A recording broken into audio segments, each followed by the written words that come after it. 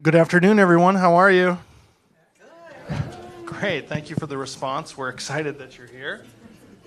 My name is Jeremy Olam, and this is my friend, Jackie Struby. There you go. We want to welcome you to our breakout session on advocacy today with the Cystic Fibrosis Foundation. We're excited to be able to present to you the story of advocacy and how we've been involved with advocacy with our families. And we hopefully can encourage you with some ideas about how you can get more involved in political advocacy through the foundation. Here's some of the stuff we're hoping to accomplish today. We're going to talk about the opportunities that are available through the foundation. We're going to talk about why advocacy is such an important part of the mission of the Cystic Fibrosis Foundation and how it fits into what the foundation is trying to accomplish.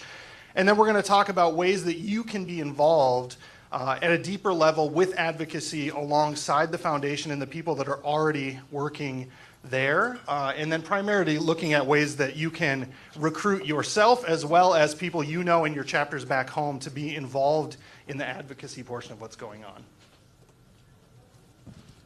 So as Jeremy said, I'm Jackie Struby, and I am from Des Moines, Iowa. My son, Major, is 3.5 years old, and he was diagnosed with cystic fibrosis when he was just 7 days old.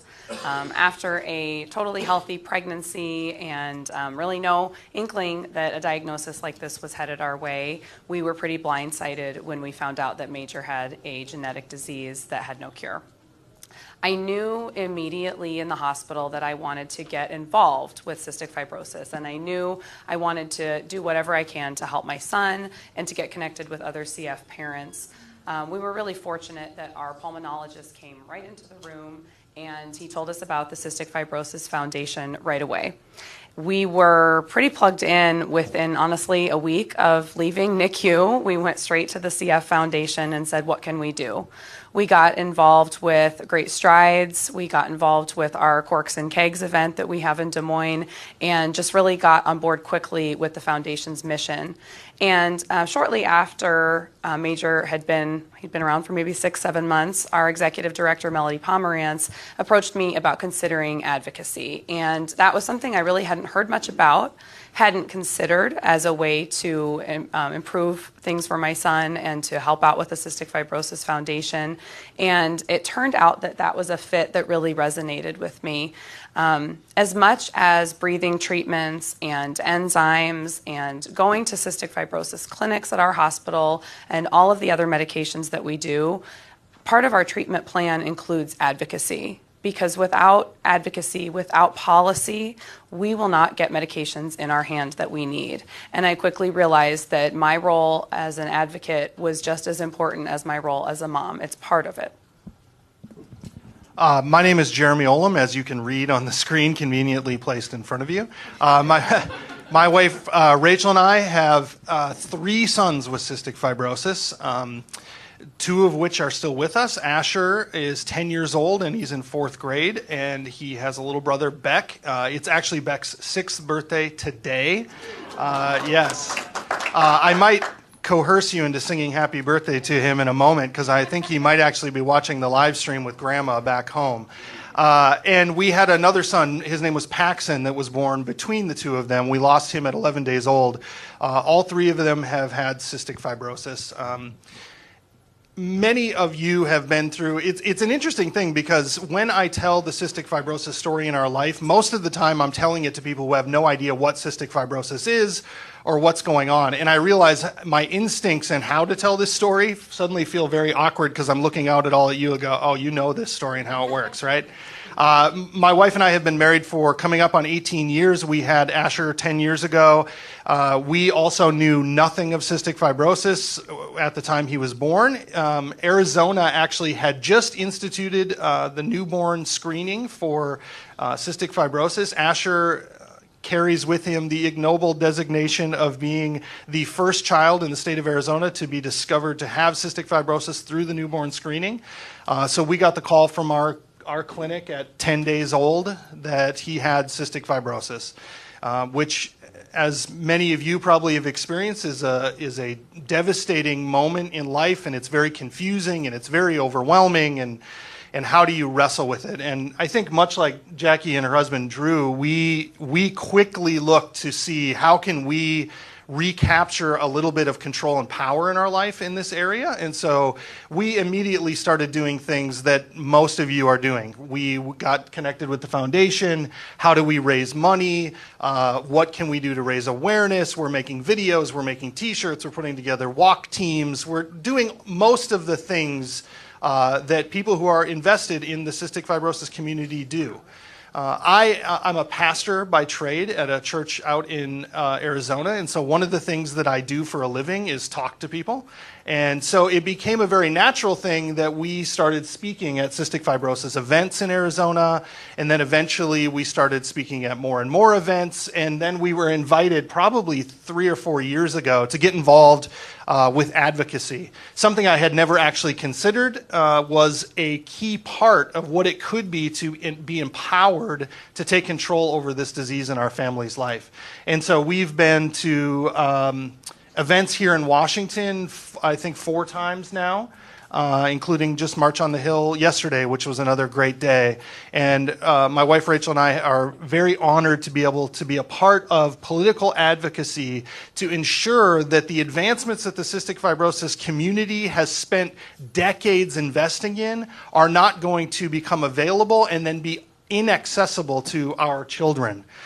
It's one of the greatest fears that I have right now as we are on the cusp of major and radical changes in our community, that suddenly healthcare situations that in the political arena are going to make those things impossible for even one family to be able to reach. And so we have dedicated ourselves to advocacy and been pushing into what does it look like to be able to be a voice in places that are going to influence the decisions that are going to allow medications and policies that impact our community. We probably should have had that up earlier, huh? Those are our families. Do you want to do some pointing and Yeah, talking so about that? I'm the one with the hat on the left side, and that's my husband Drew and my son Major. And like I said, Major's 3.5 years old, and this picture was actually taken shortly after he got his G-tube that he got a few months ago. And the other one is my family. I'm also in a hat. That was unplanned, but it works well. And that's Asher, who's next to me with the giant smile. Beck, who's next to him with the crazy cross-eyed thing going on. And then my lovely wife, Rachel, who's there on the side. This picture was taken this fall when we were enjoying some leaves in Flagstaff, Arizona. If you ever get out to Arizona, you should visit. It's beautiful.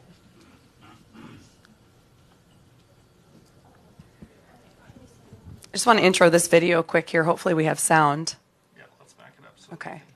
Okay, so we've got a video here. 2017 was a really busy year for cystic fibrosis advocates. So I guess raise your hand if you made some calls in 2017. Emails.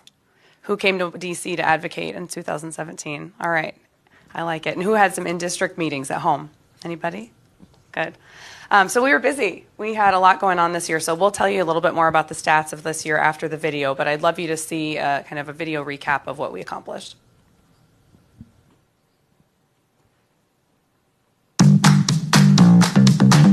About 20 years ago, Bill was diagnosed with cystic fibrosis. Today, Bill is in his 3rd year of medical school. A disease that affects 30,000 people in the U.S. and 70,000 people worldwide. It's called cystic fibrosis, and I'm going to explain to you how that works. It's very, very important that there is robust funding to propel research forward.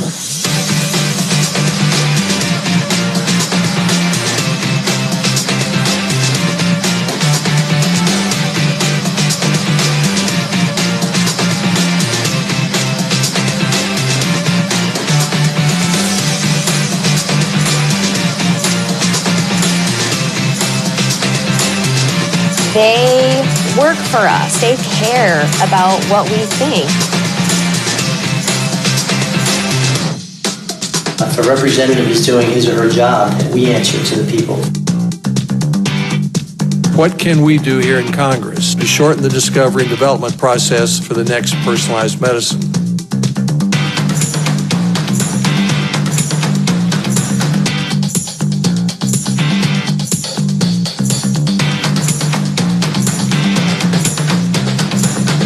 It is time for Congress to become more involved in the pursuit of a cure.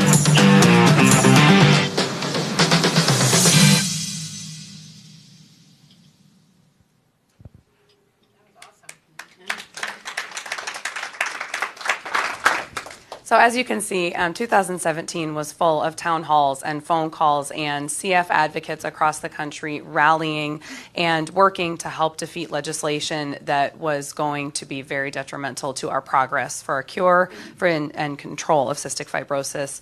To sum up, more than 17,000 advocates contacted their members of Congress through various ways, which is really, really exciting. And I mean, hats off to everybody in the room and on the phone who is already involved with advocacy.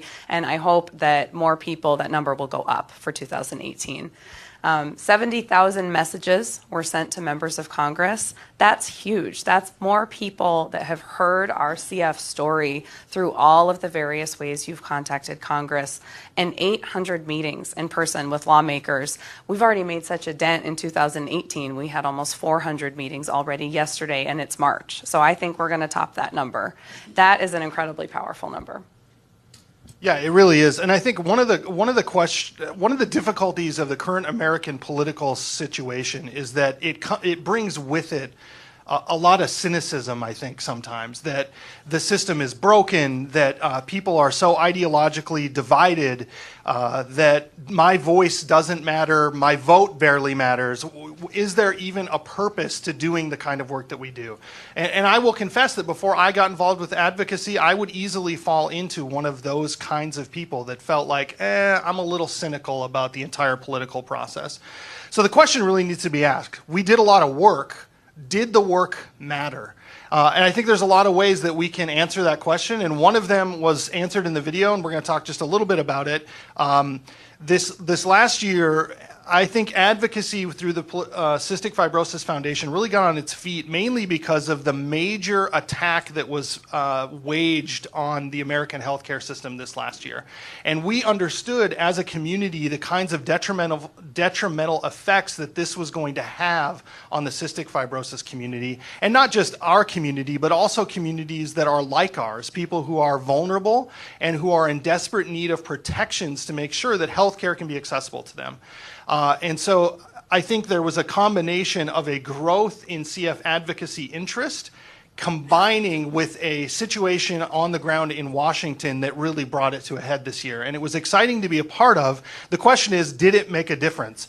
Well, we had 3 opportunities for the Affordable Care Act to be repealed this year, and it was defeated 3 times, which was, yes.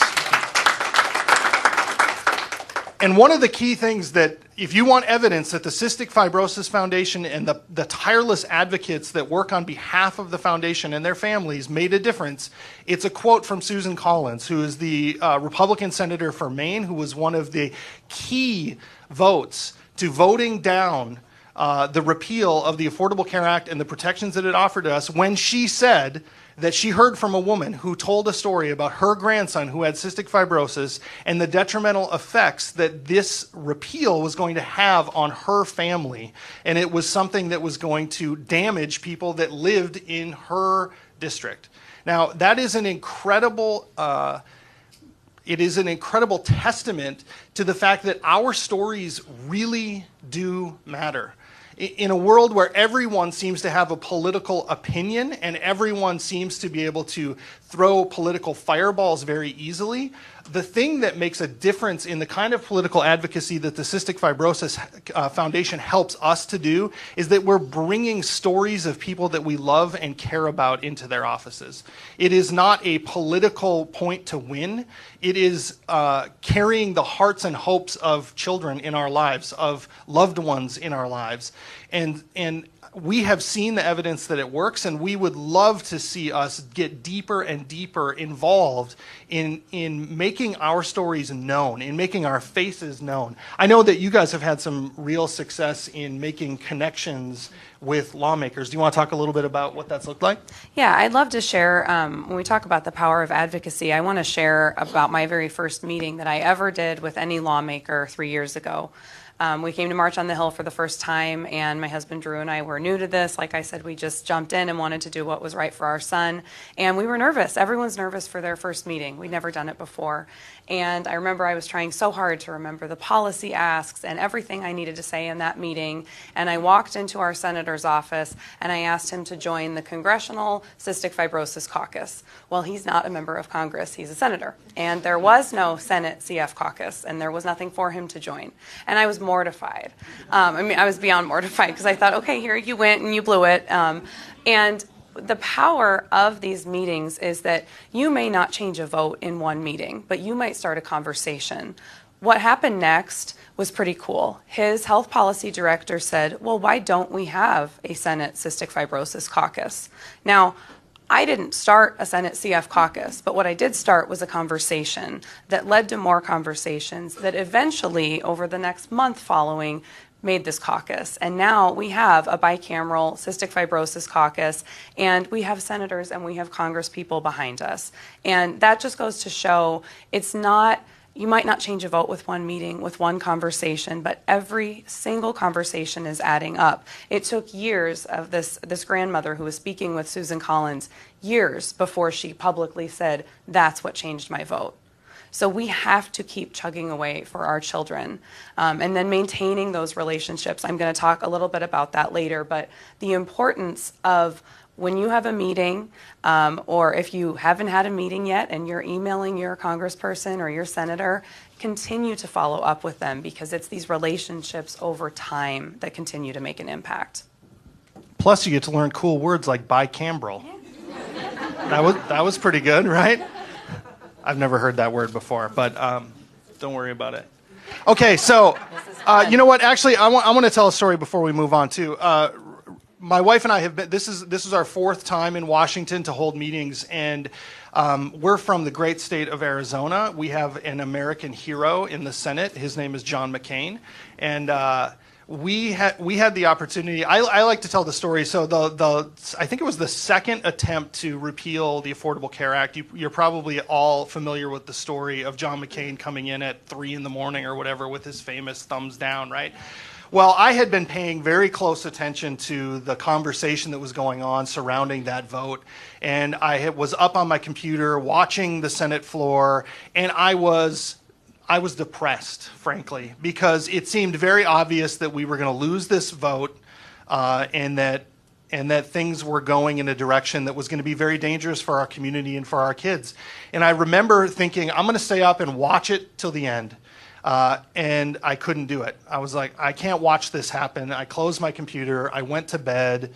And then I woke up at about 4:50 a.m. the next morning. And the first thing I was thinking about is, well, everything's going to be different now. What are we going to do? And I got up and I shuffled out to the living room, and I poured myself a cup of coffee, and I opened the computer, and the news stories were all about John McCain. And I watched the video of him and that dramatic, WWE style smackdown on the floor of the Senate, and I burst into tears in my living room in the dark at 5 a.m. And we were able to be back here in Washington just a few weeks after that, and to walk into John McCain's office and to sit down with his legislative aide and to sit across the table and to honestly break into tears again and to say, can you please relay to the senator from my family how appreciative we are for his courageous vote.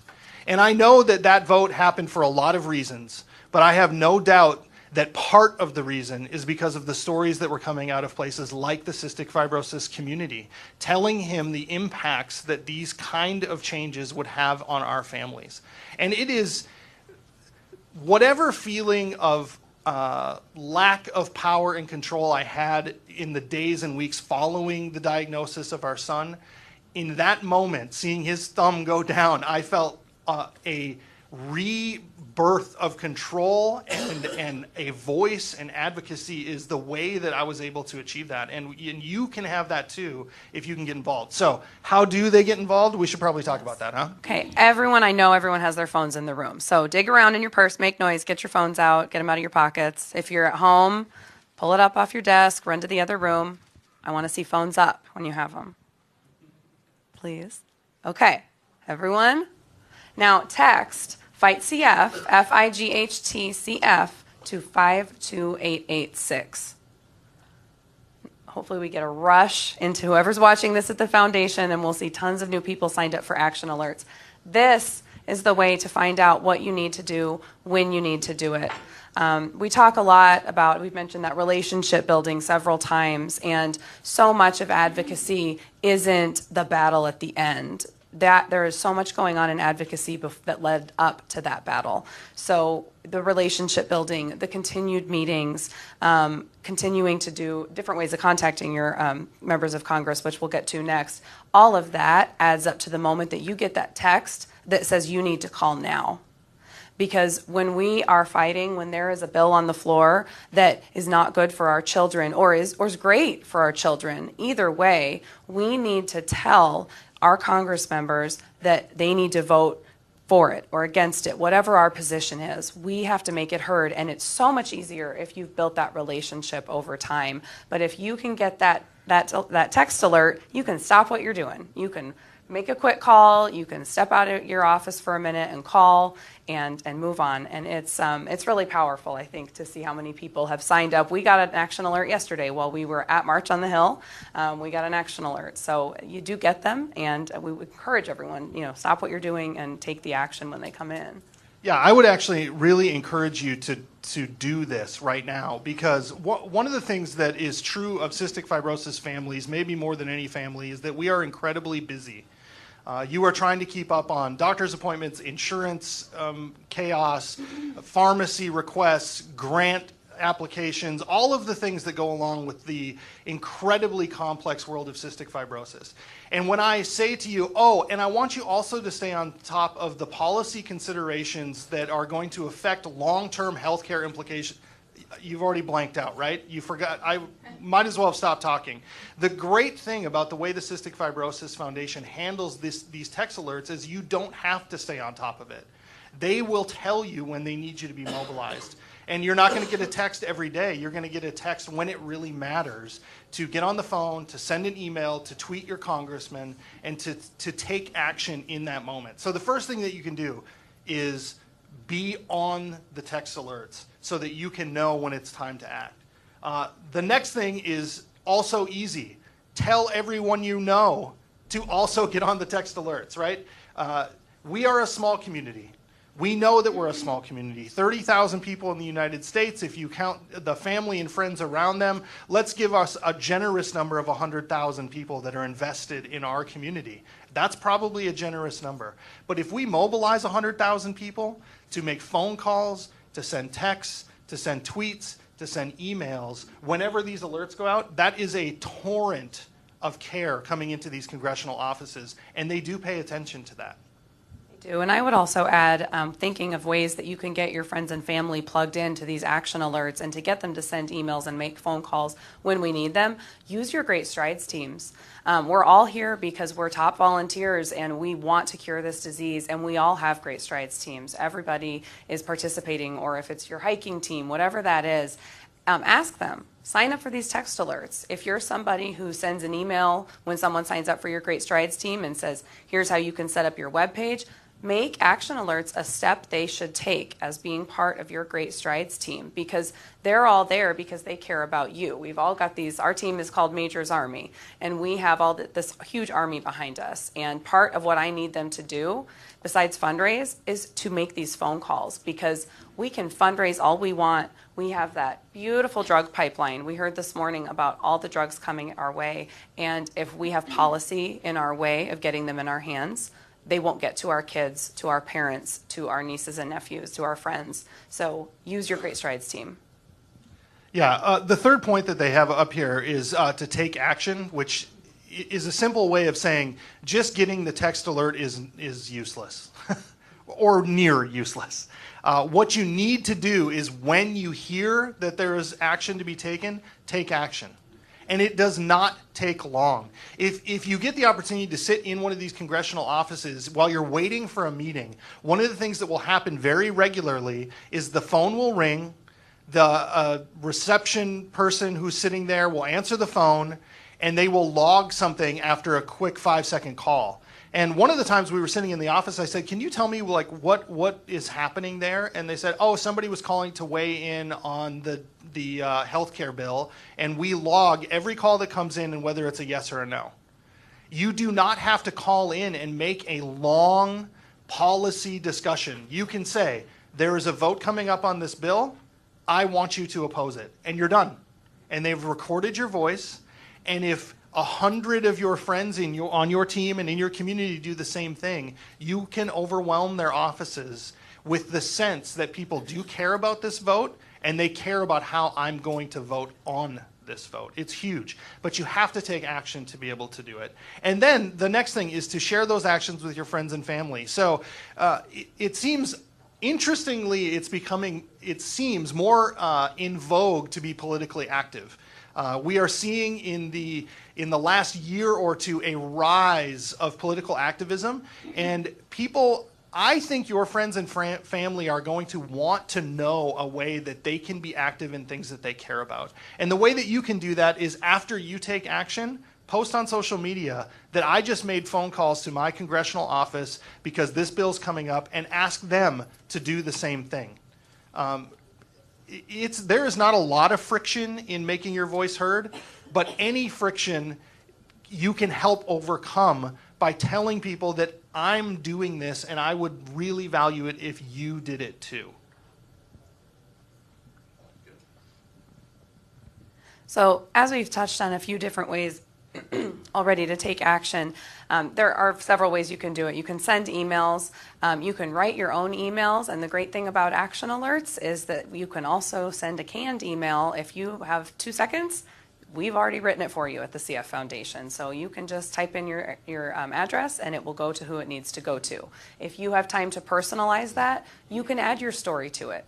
You can add as much or as little as you want, and I think that's a great way, along with that quick phone call. If you only have a second to say it's a no for me, you can send that email just as fast. And also the in-district meetings, I want to touch on that. In-district meetings, I think, can be really powerful. I've had a couple with my congressperson, and I have found that to be a place where I can continue to grow the advocacy relationship. And I just want to talk a little bit about that relationship building. I think some tips that I would like to pass on. So when you first meet with somebody, whether it's in district or here in Washington, D.C. Can you describe what an in-district meeting is? Yes, I'm sorry. That's a great question. In district would be at home. So I'm from Des Moines, and when he's actually back home for the weekend or out of session and he's in Des Moines, that's an in-district meeting. When I come to D.C., not in district. So we're actually on his territory then. So one thing that I really think is important is that when we have these meetings, sometimes you really want to meet with your congressperson, right? You want to be with the member. And oftentimes you're going to meet with one of their legislative aides, maybe a director of health policy would be the frequent one that we see. And I think sometimes there's a sense of, you wish you could meet with the member, and we all do. But those relationships with the staff are just as important. My congressman has developed a great relationship with us, understands cystic fibrosis now, and we've continued to grow that, which I'll talk about. But equally as important is my relationship with the person who started off as his legislative aide 3 years ago. And I continued that every time I followed up with my congressman, I also sent an email to the legislative aide just saying the exact same thing. And he always writes back. He has a little more time on his hands, not a lot. He's still just as busy, but he is able to write back to me quicker. And I came to March on the Hill last year, and he had been promoted from legislative aide to health policy director. Continued to email him. He has more influence. He's part of more conversations. When we were coming down to the wire on some really critical votes in 2017, he was calling me and asking me my opinion. He called me and told me some news about the congressman's vote. It wasn't news I wanted to hear that day, but he made contact. He thought of me. I came back to March on the Hill this year, and he's now the chief of staff for my congressman. So the people in there that are their legislative aides, they're moving up the ranks too, and they're going to gain more and more influence, whether they stay in that office or go to a different one. So I want to encourage everyone not to discount the staff that you meet with, because they are right there, they're in the thick of it, they're reading policy as well, and I think that's incredibly important. Yeah, we have a little bit of a story about that too. A year ago at March on the Hill, we met with a legislative assistant in an office, and the meeting did not go well. This woman was cold, and she was very matter of fact. And what she was matter of fact about was, I hear your concerns, but too bad. That was essentially what she said to us. To the point that my lovely wife, after a long day of many meetings, was in tears in the office.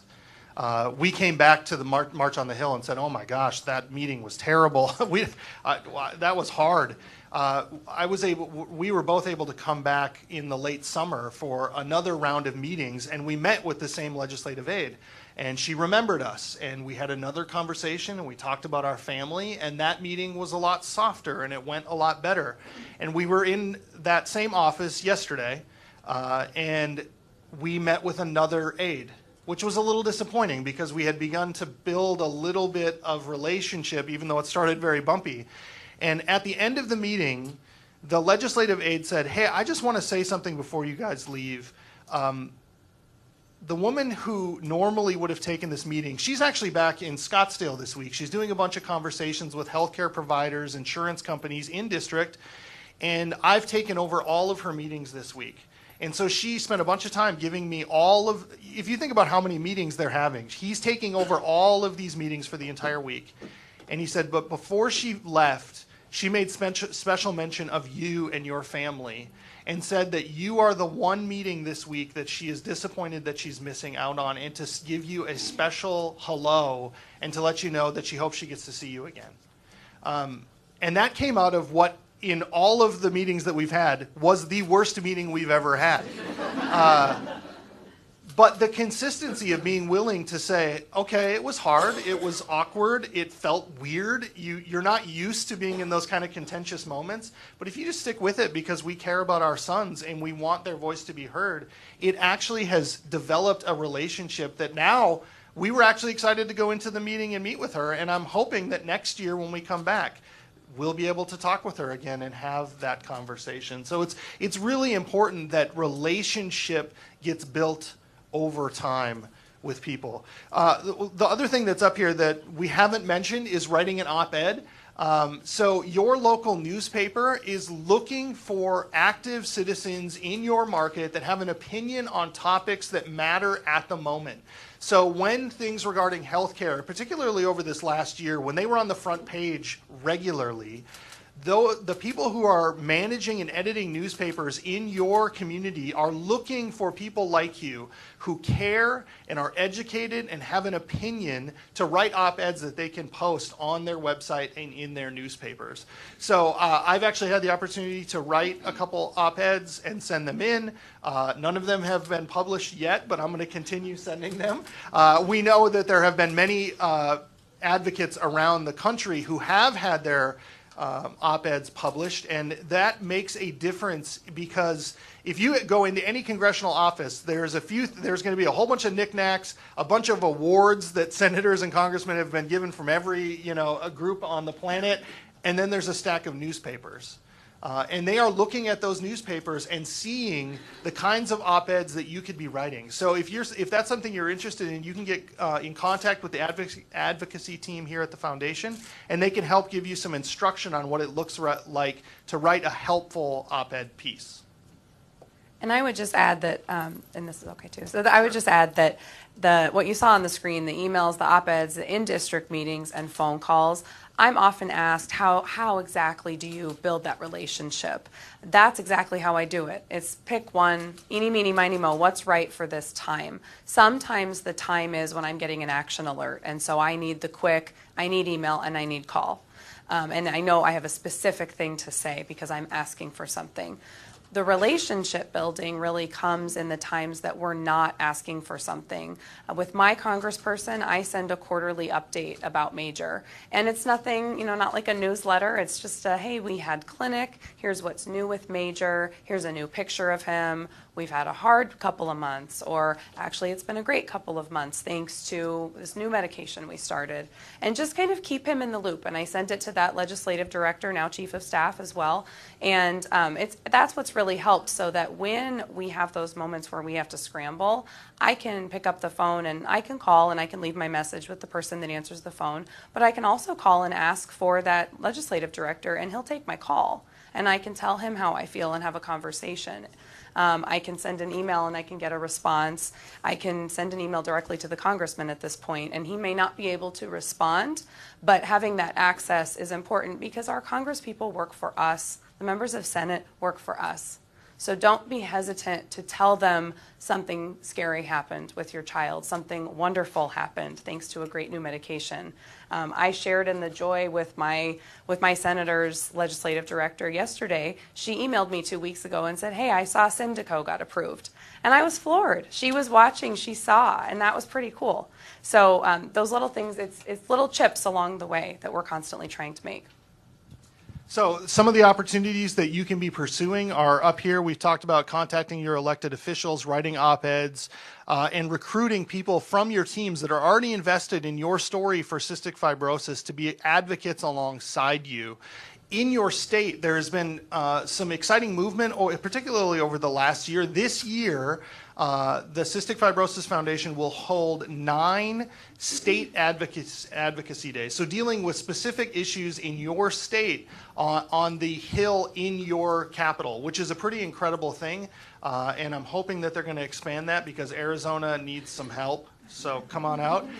The other thing is in-district meetings. You can find out with a quick phone call when is the senator or congressperson going to be back in district. And it's a regular thing that they'll have a week or 2 back in district, and you can try to make an appointment to stop by the office and to meet with someone to have a conversation. Those meetings matter just as much as ones that happen here.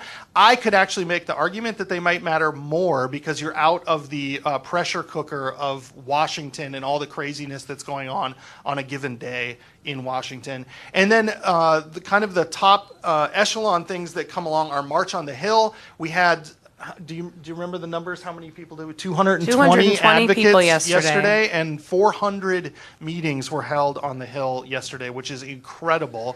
We were able to swamp Capitol Hill with people caring about cystic fibrosis and bringing the story. And then in the summer, they also do Teen Advocacy Day, which brings another 200 teenagers and parents who come and tell the story of how cystic fibrosis has affected them, their loved one, or their family member. And it's really a great opportunity to be involved.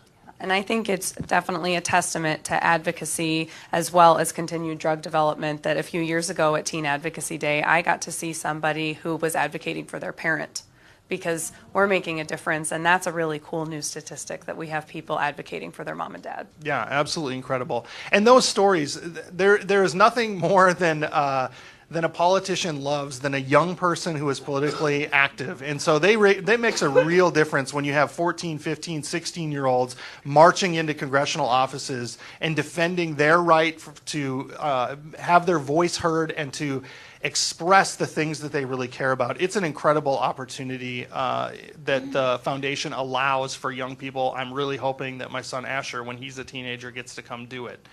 So it's really great.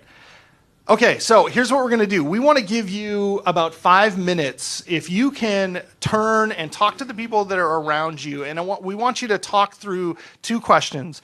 Number 1, what concrete things do you plan to do to advocate for people with CF when you leave VLC? And number 2, what are some ideas that you have about how you can recruit other people to be involved in advocacy? If you can talk about it for about 5 minutes with people around you, and then we're going to come back and we'd love to hear your ideas and see what you're thinking. So go ahead, spend some time talking to each other. All right, let's pull everybody back together. We'd love to hear your amazing ideas.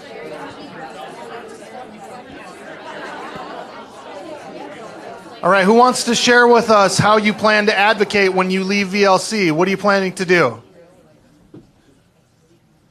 Yes.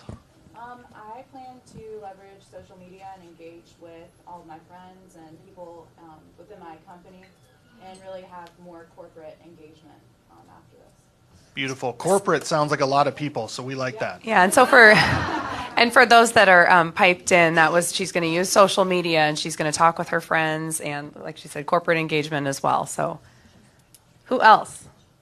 Yes.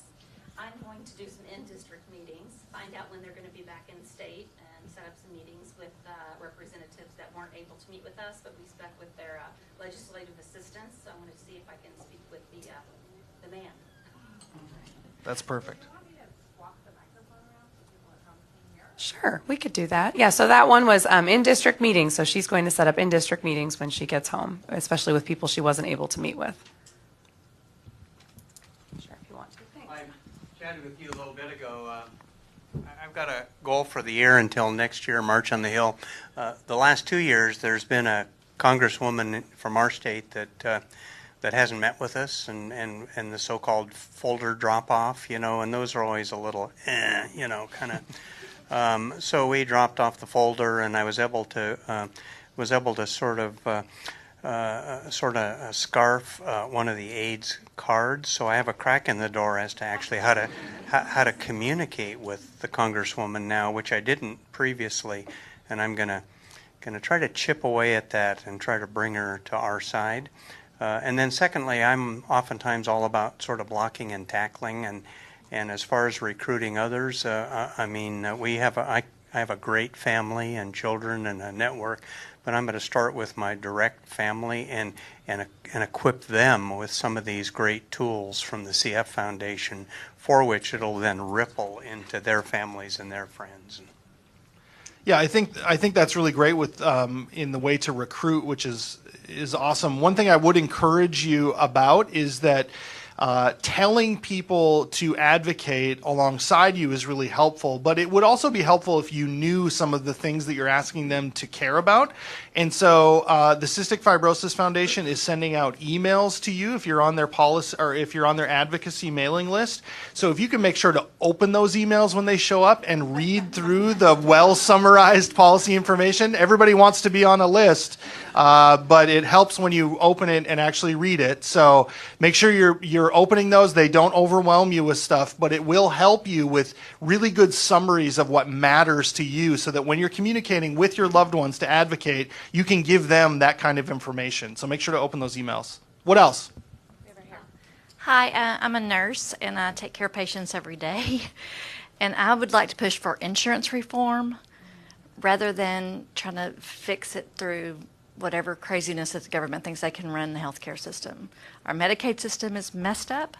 The Medicare system is messed up, because I actually have CF patients on Medicare. Okay, and so we need to fix what we're already running and get the insurance companies on board, because I fight hours every day for my CF patients. It's not about, and I'll tell you, I answer back to y'all, Obamacare was not good for my adult patients who are paying for their own insurance. It was awful for them. And the other thing is, my daughter did work for a congressman here in D.C., and she said, absolutely, it is the aides and the people that work for them that read everything, every bill, everything, and they then meet with their congressman, and they tell them what they think he should do, and to have a discussion. So they're the ones you need to go talk to. That's great. I'd love to encourage you to talk after this with the policy team from the foundation that's in the room. David, Sarah, Zoe in the back there would help direct you. Those conversations, I guarantee, have been thought through at a very deep level on how it affects our community. And I would encourage you to get some information from them about how you can have those conversations in a way that address the concerns that you have, but are also helpful for the needs that they've done the research on. So that's really great. Anyone else? I'll just make sure I don't overtalk somebody. Kind of what you were saying, when the CF Foundation sends me the emails or the text messages, I'll go and send the email, and then I'll share it on Facebook, but I make it really vague and try and say, hey, if you have a pre-existing condition, this isn't good for you. So I try to make it not CF specific, but relate it to what my friends or family might need, and then give them like the CF vehicle to go ahead and communicate with their senator or their representative. So I get a lot of people who actually do that because it affects them, not just CF, and that seems to help a lot. That's great. My husband is 41, and he is on Medicare and had retired after working for the state of Alabama for 14 years on disability, only to 2 years later have the Social Security Administration contact us to let us know that they were declining his disability status because he was still had CF, but that they deemed that he was better. So I want to advocate for people like my husband who have served and have strived to work and go to college and do good things, but yet then are declined because those were the reasons why they declined him, was because he was college educated, he had been previously employed, and because they deemed that though he had CF, he's still better. I also want to advocate for the Social Security project that's funded by the CF Foundation with Beth Sefian and Passamano, because without Beth and her team, there's no way that we would have been able to win our appeal. It took us from November to February, and we came out with a favorable decision on the other side. So I want to make sure that everyone knows about these programs and that they're equipped to go and fight the good fight. Excellent. We have like 5 minutes left before we're done, and we'd love to actually give you an opportunity. There's a lot of hands still up with great ideas, but if we could get from you, we want to give you an opportunity with these last few minutes to ask questions about maybe things that you're curious about advocacy, or what you want some clarification about before our time is up. So if anyone had any questions, please. And if you're home, go ahead and send them in. I can see them up here as well. Yeah. I just have a real fast question. Yeah. In the text messages that come, do they tell you what the bill is or what it is? I mean, if you say, hi, we have an alert and it's an emergency, is there some way we know what the issue is? Sometimes there is a little bit more detail, and sometimes we'll direct it to an email. I think we got some longer ones over the summer when we had some real specific asks going on, so there'll usually be a bit of detail in there for you on what you need to do. Okay. Yes. Anyone else? Don't forget on the phone, too. You can send them in. You guys are all policy and advocacy experts. I love it. No, we got one more question. One more. Oh, two. Yeah, back. I guess this might be a dumb question, but what are the main goals of advocacy? Is it insurance reform? Is it affordability of medications? What are the foreseeable goals, and how can we work together to facilitate? Yeah, the question was, for those that maybe weren't able to hear or those on the phone, the question was, what are we working towards as far as our policy asks? What are we looking for? And we're looking to protect people with cystic fibrosis, of course. We're looking to protect people with pre-existing conditions, need to make sure that they have available, affordable, and most importantly, adequate coverage. We don't want them to be charged more because of their cystic fibrosis status. And also Medicaid. We don't currently, there are some conversations surrounding work limits, work requirements being put around Medicaid, as well as lifetime limits, like not allowing you to be on Medicaid for more than potentially 5 years as a number that's been thrown out. Those are some of our asks right now. Yeah, the policy asks are primarily engaged around two things. What are policies that are currently going to press forward protections for the cystic fibrosis community, as well as what kind of policies are being pushed forward that are going to be detrimental to the cystic fibrosis community, and how can we have a voice in those things. So yesterday we talked about things like Medicaid reforms that are being proposed. We talked about shoring up the individual insurance markets because they have been damaged over the past few years. And then we also took some proactive actions to talk about funding for the National Institutes of Health, which do key foundational research that we've been able to build on the back of to make the kind of drug discoveries that we're also hopeful for, as well as increase funding for the FDA, because we need their cooperation and their innovation to get these drugs to market so that our families can benefit. The policy asks are mobile and they are malleable based on the current situation on the ground, is what I would say. Yes, and the best way, like we said, to stay up to date on what the policy ask is and if it changes, to sign up for those action alerts and read your emails. I think we had one more question before we close. Go ahead. I just want to make a comment. Even if your representative or senators are on the side of the things that were just discussed, they still want to hear from you. Yes. They take, like you said, tallies, pro and con. So we live in Maryland. Our senators and representatives from where we live are doing everything that the CF Foundation wants, but we still call. Yes. Because they say, I got 1,300 calls for and X number against. And so we still call, and like you said, you just quickly say your name and where you live, and we're for it or we're against it. Yes. That's a great point. The comment was to please make sure to also call, even if your representatives are in agreement with what we're working toward. And after a vote, thank them. call them and thank them for supporting us. That's very important.